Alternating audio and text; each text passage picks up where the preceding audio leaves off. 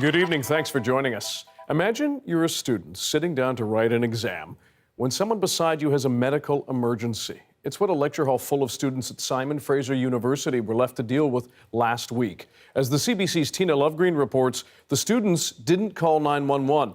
And while that sounds shocking, they actually followed the university's protocol.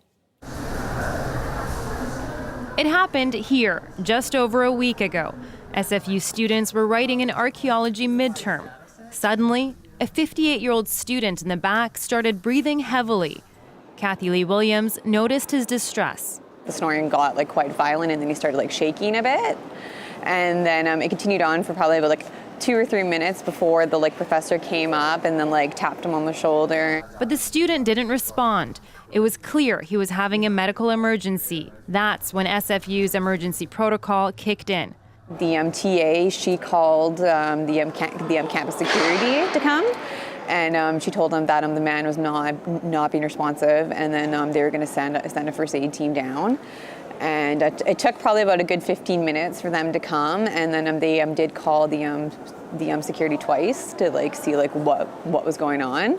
SFU says security officers called 911, and the security team got there in 6 minutes. They realized the student had gone into cardiac arrest. They also tried CPR and used a defibrillator, but the man died. I feel like the response time was too long. No one knows if a different response could have made a difference, but students are asking why they couldn't have just called 911 first. It's important to involve campus security because the campus is large, and in order to get emergency services to the right location in a timely way, it really helps to have campus security or campus public safety escort them directly to the situation. But in a statement to CBC News, BC Emergency Health Services says it encourages everyone to call 911. Our call takers are trained to provide life-saving, step-by-step instructions on how to care for a patient until emergency responders arrive on scene. This includes both hands-on CPR and use of an AED.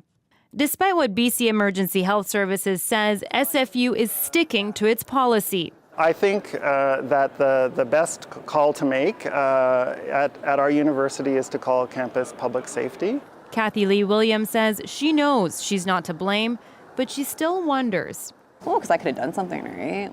Tina Lovegreen, CBC News, Burnaby.